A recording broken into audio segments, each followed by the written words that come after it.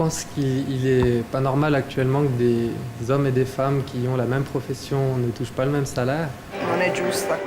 Ce n'est pas juste. Si les hommes et les femmes font le même travail, il est juste qu'ils aient les mêmes droits et reçoivent le même salaire. À l'université de Bâle en ce moment, au niveau des professeurs, il n'y a que 15% de femmes. C'est vrai, il y a encore beaucoup à faire dans notre faculté. Quand on est une femme, c'est difficile de se placer dans une entreprise, de trouver un travail à notre niveau et en plus avec un salaire égal. Des négociations salariales couronnées de succès pour les femmes au Tessin. Le centre commercial Foxtown abrite plus de 130 magasins offrant des articles de marque à prix réduit. Le Tessin est une région frontalière. Les frontaliers sont nombreux. C'est pourquoi il y avait une certaine pression sur les salaires, surtout en périphérie. Le syndicat UNIA a réussi à négocier une convention collective assurant des salaires plus élevés que la moyenne aux employés, des femmes en majorité. Silvio Tarquini, le propriétaire, nous a invités pour parler des avantages de l'égalité salariale. Ici, les magasins dégagent des marges intéressantes. Il est donc important pour eux d'avoir un personnel compétent. C'est sur ces conseils du personnel que la clientèle fait ses achats. Il faut donc qu'ils soient très qualifiés et bien formés. C'est pourquoi ces magasins peuvent se permettre de payer un peu mieux que d'autres, dont les exigences sont moins élevées.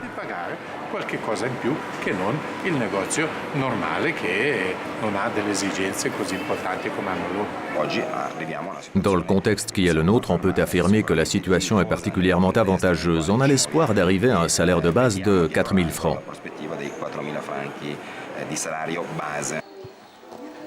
80% des 660 employés sont des femmes. Plus de la moitié travaillent à temps partiel. D'après moi, avec une convention collective, les employés sont mieux protégés et en conséquence, les salaires sont mieux défendus, il y a plus d'égalité. J'ai déjà eu une expérience professionnelle à Lugano.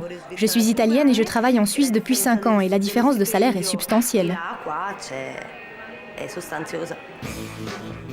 Francesca Scalise et Roberto Lotz sont membres d'UNIA.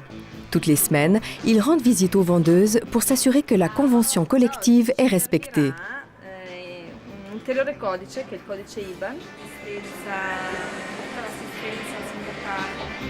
Francesca Scalise a derrière elle 5 ans d'expérience comme vendeuse au centre Foxtown.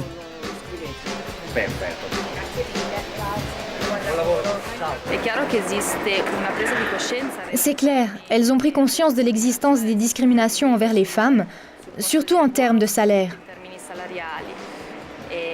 Mais le problème, c'est de monter en première ligne et de revendiquer ses droits. Avec l'aide du syndicat, collectivement, on peut espérer aboutir à des résultats.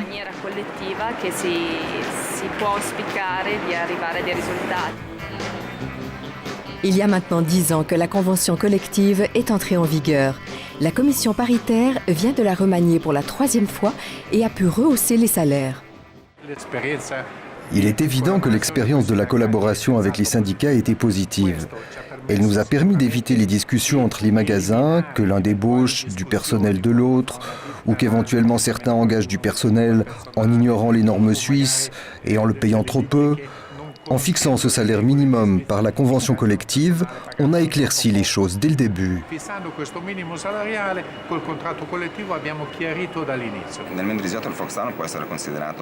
Dans le Mendrisiotto, Foxtown peut être considéré comme un îlot de bien-être quand on pense au niveau des salaires. Dans d'autres secteurs comme celui de l'industrie, les écarts de salaire sont nettement plus importants. Et les différences salariales sont également significatives lorsqu'on le compare aux centres commerciaux liés au commerce de détail. De ce point de vue, Foxtown est une sorte de précurseur.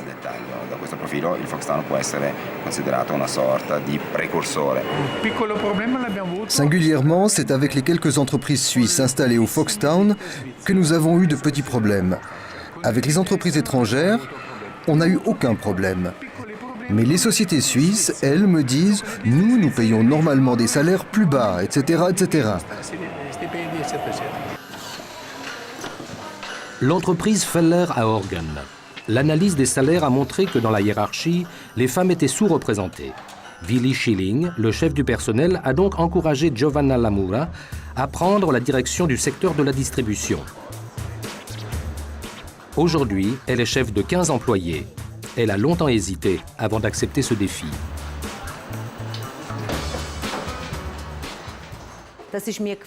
On m'a demandé et j'ai répondu non, parce que d'abord, j'ai pensé que mon mari ne serait pas d'accord. Mais ce n'était pas le cas et j'ai pris ma décision seule, pas mon mari. D'abord, j'ai dit non, non, et puis j'ai fini par dire j'essaie, je vais voir comment ça marche. C'était il y a 10 ans, une bonne expérience. J'occupe encore cette position et j'en suis très contente.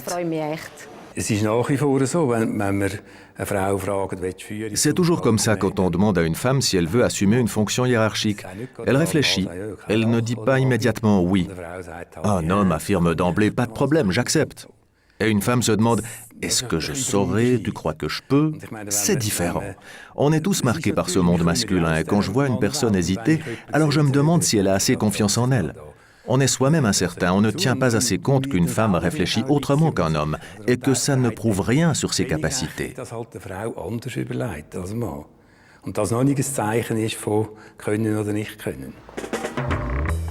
Mentoring est le mot-clé censé faciliter aux femmes l'accès aux positions supérieures. Paola Cimino, doctorande en histoire, prend part à un programme de mentoring de l'Université de Bâle. Son mentor est le professeur de théologie Georg Pfleiderer. Il lui transmet ses expériences professionnelles. Le mentoring est une méthode utilisée dans les universités et le privé. Le programme de mentoring n'a pas d'effet direct sur l'égalité salariale. Nous en entendons plutôt des répercussions indirectes. Que les femmes prennent conscience de leurs aptitudes, qu'elles aient davantage confiance en elles et qu'elles postulent à des postes supérieurs. Tous les 2 mois, mentor et mentoré se retrouvent pour un entretien à bâton rompu. Le duo fixe lui-même le cadre, le contenu et la fréquence de ces échanges. La difficulté, par exemple, c'est la gestion du temps, enfin le découpage de la journée. Ce qui n'est pas clair pour moi dans la gestion du temps, c'est quand, à quel moment il faut traiter quel domaine.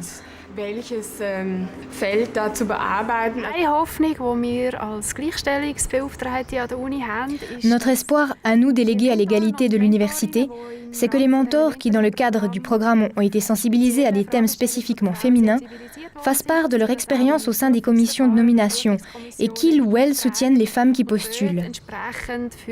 Situation der Frauen, die sich auf Professuren bewerben, sensibilisiert sind. Wir haben zu wenig Frauen unter den Professoren. Nous avons trop peu de femmes professeurs. Il est à espérer et à souhaiter que ce genre de mesures change directement et indirectement la situation. Direkt, aber wahrscheinlich auch indirekt die Situation ändern wird. J'ai obtenu des informations très intéressantes sur les sujets les plus divers. Par exemple, le réseautage, la gestion du temps, mais aussi des questions qui ne sont pas vraiment d'actualité pour moi, mais qui sont importantes. Par exemple, comment équilibrer famille et carrière.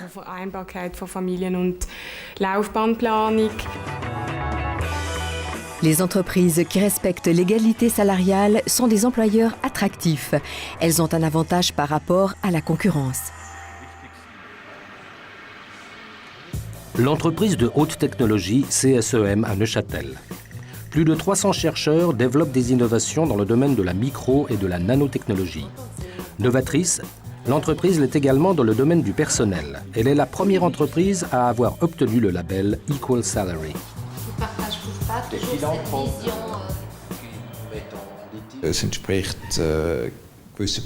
L'équité salariale, c'est une question de principe éthique. Mais il y a aussi des paramètres commerciaux qui nous poussent à faire ce que l'on fait.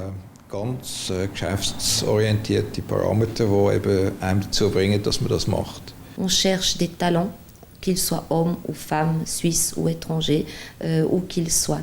Et puis ces talents-là, pour les attirer chez nous, faire en sorte qu'ils viennent, qu'ils acceptent de venir à Neuchâtel, dans une petite ville en Suisse, petit pays au milieu de l'Europe, eh bien ça va aussi être une possibilité en disant voilà, ceci existe. C'est pas seulement nous qui allons le dire, c'est labellisé, c'est vraiment dit aussi par l'externe d'une manière totalement officielle qu'il n'y a aucun doute entre une inégalité ou entre hommes et femmes, par exemple. Le code d'éthique, c'est par le directeur général. La certification Equal Salary, c'est l'idée de l'économiste vaudoise Véronique Goy-Venhuys. Pour que de nombreuses entreprises se fassent certifier, il faut que les procédures soient les plus simples possibles. Généralement, les entreprises ont une politique salariale construite, ont des chiffres sous forme informatique généralement, donc pas de préparation à ce niveau-là. D'autre part, elle fournit les chiffres, ses propres chiffres. Nous ne fixons pas de cadre par rapport à aux données à fournir. Il y aura un certain travail à fournir, mais ce sera relativement léger par rapport aux autres certifications. À l'Observatoire de l'emploi de l'Université de Genève, l'analyse des salaires au moyen de la méthode statistique est le premier pas de la certification. L'analyse montre s'il existe des écarts de salaire discriminatoires au CSEM. C'est un résultat très satisfaisant.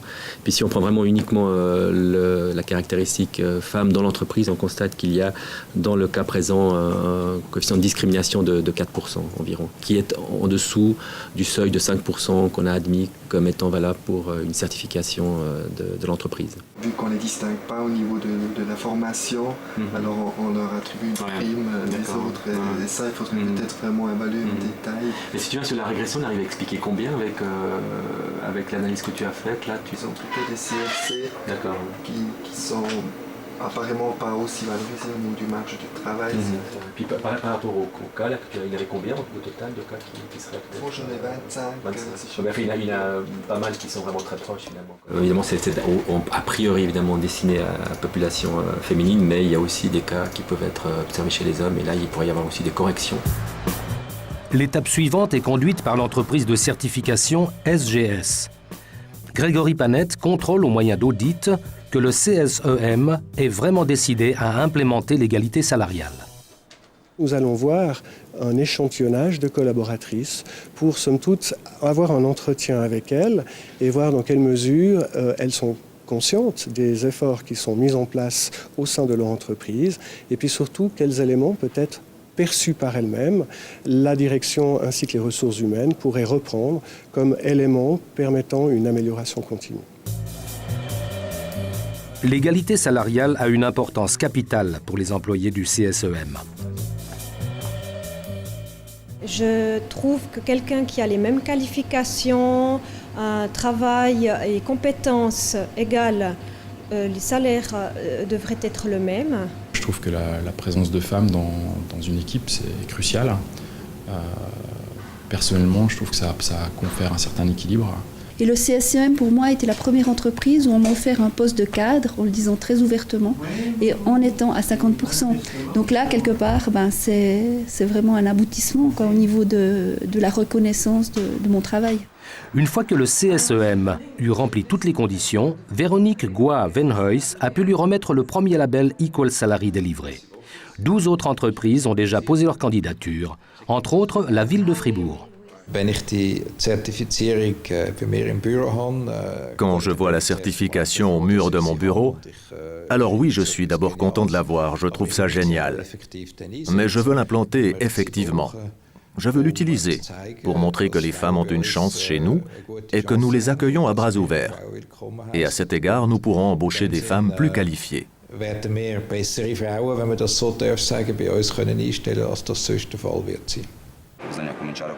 Il faut s'engager dans un parcours collectif. Ce n'est qu'à cette condition que nous pourrons améliorer la situation actuellement scandaleuse au Tessin.